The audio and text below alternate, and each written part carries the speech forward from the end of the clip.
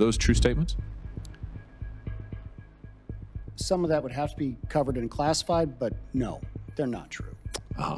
If we wanted to get into details, I don't believe that's true. So the United States government first deliberately violated a law passed by Congress, signed by the president, that ordered them to release all information related to the Wuhan lab, number one. Number two, they then violated the law again by withholding thousands and thousands of pages that they had at the time and knew were covered by the law. And number three, the conclusions, so-called, they released to the public are false. If that is not a cover-up, I don't know what is. In March 2023, the United States Senate passed a law unanimously. The House passed it unanimously. President Biden signed it. The law had one instruction: declassify any and all information related to potential links between the Wuhan Institute of Virology and the origins of COVID-19. It had a deadline, a few months after signing. The Biden administration ignored the deadline. When they finally responded, Senator Hollings received a letter from Director of National Intelligence Avril Haines. She said the government had released everything it could without endangering sources and methods. She sent 5 pages. Some of them were redacted. James Erdman III had spent the last year on a task force inside the office of the Director of National Intelligence, reviewing the government's COVID origin documents. Senator Hollings held up those 5 pages and asked him one question. Here is what he said. Remember, the law says any and all information. 5 pages, heavily redacted, even the 5 pages. I think one of those pages is like a cover note or something. Yeah, here it is. The executive summary, 5 pages. This is, according to the Office of the Director of National Intelligence, this is any and all information related to COVID-19 and the Wuhan Virology Lab. Now, you've been on this task force that has reviewed these documents. Is this all the information the United States government had? That is not all the information. And I'll tell you a little story about that if you'd like. Please. A story about your 5 pages there. So there was a classified report being written at the time all of this was going on. And I assumed as I'm reading through the documents that they would just take that classified report, which didn't look like that, and they would just redact it. And because I'm reading through the documents, but that is not what happened. They decided to write a different paper instead of what was already. Who you say they? Who's they? The National Intelligence Council. The National Intelligence Council was at the time that the law passed was doing a thorough review, or doing a review. We don't know how thorough. How many pages? You've been on this task force. You've gotten a sense of, if it's not 5 pages, how many pages worth of information would you guess the United States government was in possession of related to Wuhan lab and COVID possible links? I can tell you that Director Gabbard is working through, I believe, 2,000 pages. 2,000? They're trying to get released in the first batch. This is the law states yes, any and all, but there's still the requirement to run it through the different agencies to ensure that there's not some sources and methods. But there's like 2,000 pages. 2,000 pages. 2,000 pages. I want to show you what Avril Haines, Director Haines, said to me when I wrote to her. Senator Braun and I wrote to her following this outrageous, ridiculous report. She wrote back to me and said, well, we declassified only what we could without endangering sources and methods. Only what we could. 5 pages of summary that itself has redactions. The 5 pages have redactions. And you're telling me there are literally thousands of documents. Why are they hiding all of this material? I can tell you that the interagency process of declassification is highly bureaucratic, and that is being worked. And I think you saw just a few days ago, Director Gabbard released some information about the lab. Was Director Haines, Avril Haines, was she involved in making the decision not to release the material? I don't have any proof that she was involved in the direct decision. I have no emails saying that directly, but. It was her office, and it's her signature on the letter to me. It's her office that sent the 5 pages. Right. She's the one who said, this is what we have. This is all we have. You're telling me there were 2,000 plus documents. No, they sent us 5. The first swath of documents that we're looking to, there's many more than that. I got you. Many more. Let me tell you what this so-called 5-page report, what it said. in its substance, to the extent there was any. They said, number one, that nothing that was researched at the Wuhan lab could plausibly be a progenitor of SARS-CoV-2. Number two, they said there is no evidence of any research-related incident involving Wuhan employees that might have been related to the pandemic. Now, in your experience, given what you have seen, are those true statements? Some of that would have to be covered and classified, but no, they're not true. Uh-huh. If we wanted to get into details, I don't believe that's true. So the United States government first deliberately violated a law passed by Congress, signed by the president, that ordered them to release all information related to the Wuhan lab, number one. Number two, they then violated the law again by withholding thousands and thousands of pages that they had at the time and knew were covered by the law. And number three, the conclusions, so-called, they released to the public are false. If that is not a cover-up, I don't know what is.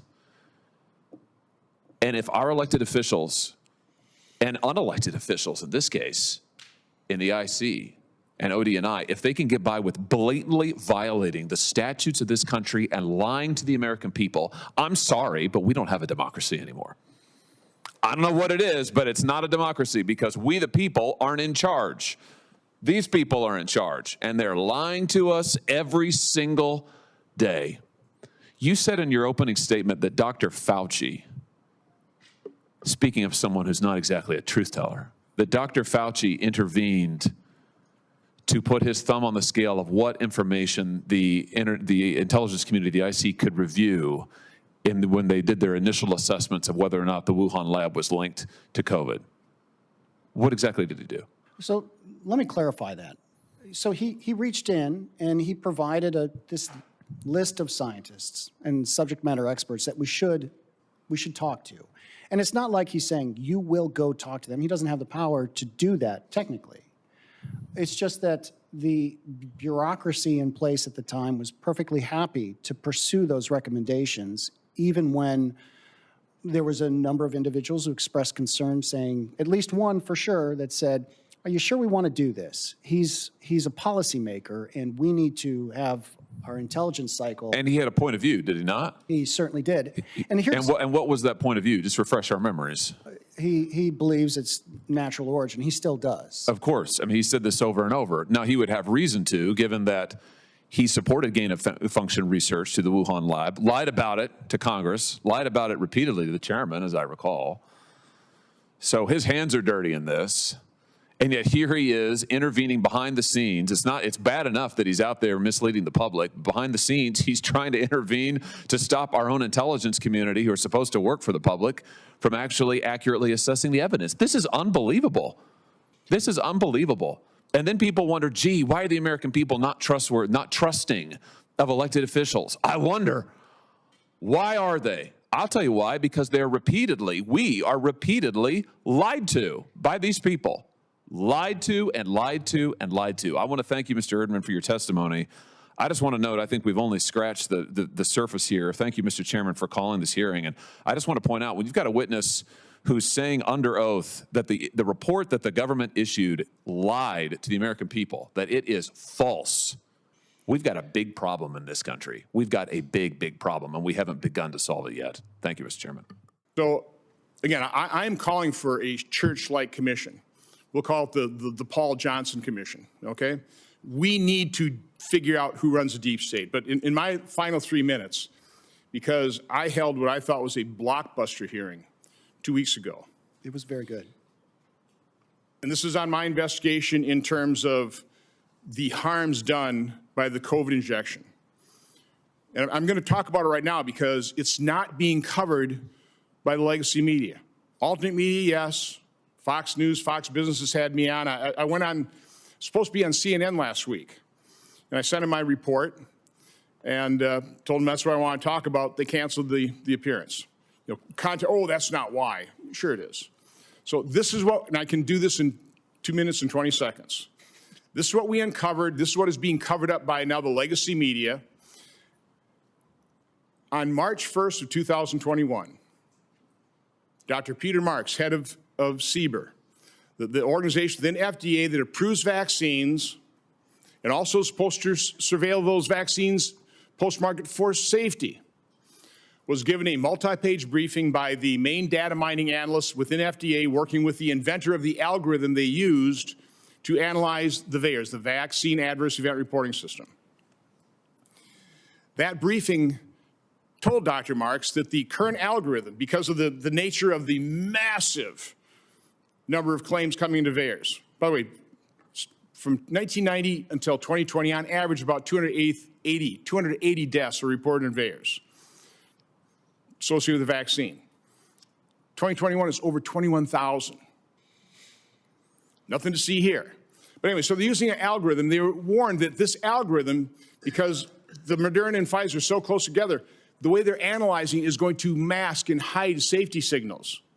That's March 1st, 2021. 26 days later, a new state-of-the-art algorithm, developed by the inventor of the original algorithm, was presented to senior FDA officials, showing 49 cases of extreme masking, 25 safety signals, including sudden cardiac death, pulmonary infarction, Bell's palsy, different types of strokes. Month after month after month, they continue to do this data mining. They continue to show additional safety signals. Did Peter Marks, did Anthony Fauci, did President Biden go to the American public and say, hang on here, we've got some data, we've got some concerns? No. They blamed the unvaccinated for continuing the pandemic. This is a pandemic of the unvaccinated. We need to mandate this.